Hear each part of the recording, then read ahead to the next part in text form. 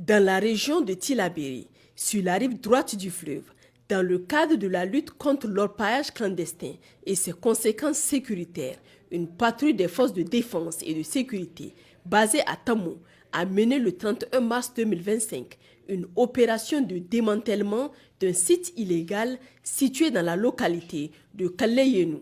L'intervention a permis l'évacuation des occupants et la destruction complète des installations utilisées pour l'exploitation illicite de l'or.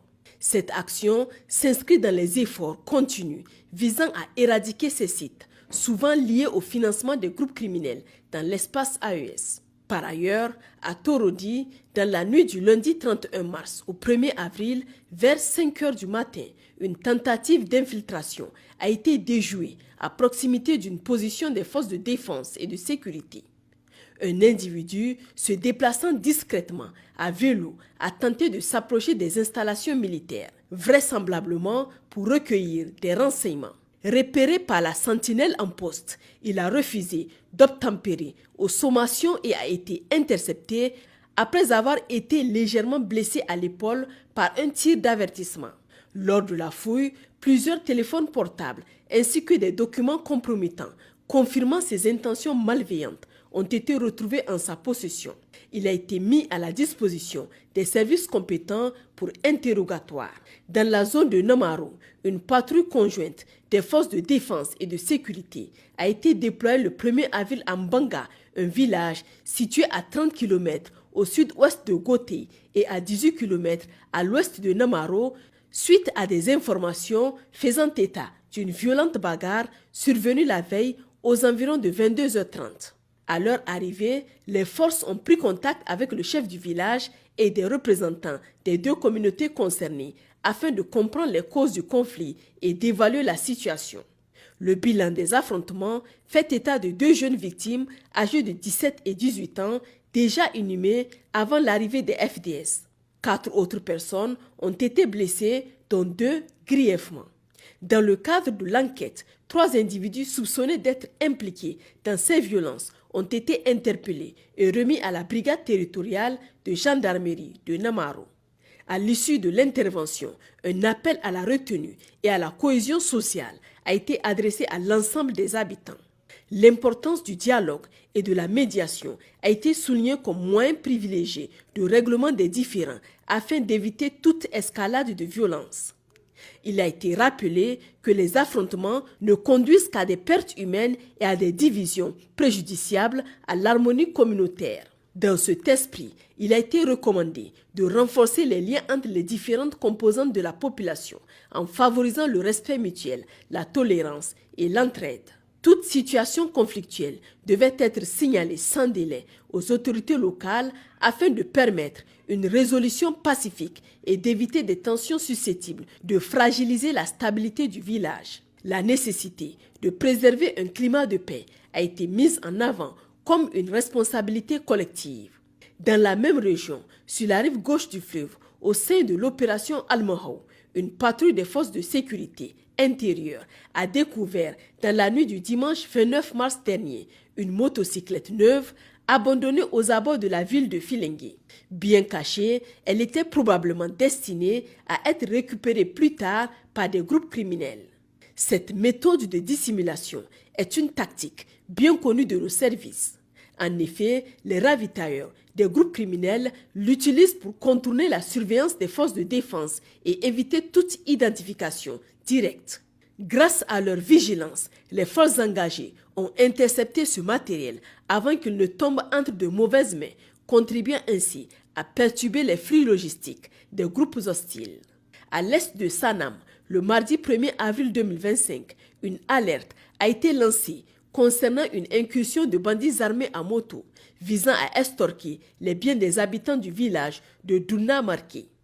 En réponse, une mission a été déployée sur place et a suivi les traces des assaillants. Cette intervention a conduit à l'arrestation de 3 individus impliqués dans la collecte des rançons extorquées aux villageois.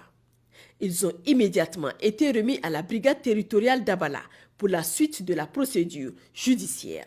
Dans le cadre de l'opération Damissa menée dans la région de Dosso, Le lundi 31 mars 2025, aux alentours de 11h30, une patrouille mixte départementale de Falmey a intercepté un individu chargé de ravitailler en vivres et en carburant des groupes armés criminels. Cet homme avait été repéré lors de plusieurs opérations de livraison logistique vers des destinations suspectes. Grâce à des dénonciations anonymes et à des enquêtes approfondies, les autorités ont pu démanteler cette chaîne d'approvisionnement. Le suspect a été appréhendé alors qu'il circulait à moto, un moyen qu'il utilisait régulièrement pour ses activités illicites. Il a ensuite été remis aux services compétents afin que les mesures légales appropriées soient prises à son encontre. La veille, dans la même localité, une autre unité des forces de sécurité en patrouille a intercepté un informateur à la solde des groupes armés criminels. Celui-ci rôdait aux abords d'un dispositif FDS afin de collecter des renseignements en prévision d'une possible action malveillante.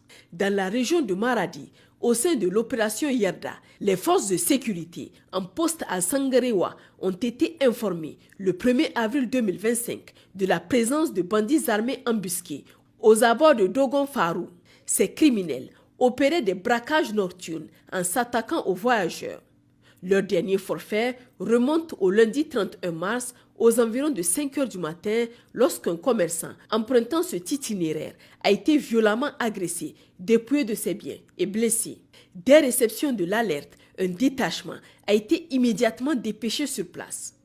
Grâce à une opération rapide et efficace, les forces de sécurité ont réussi à localiser, traquer et appréhender les 4 malfaiteurs.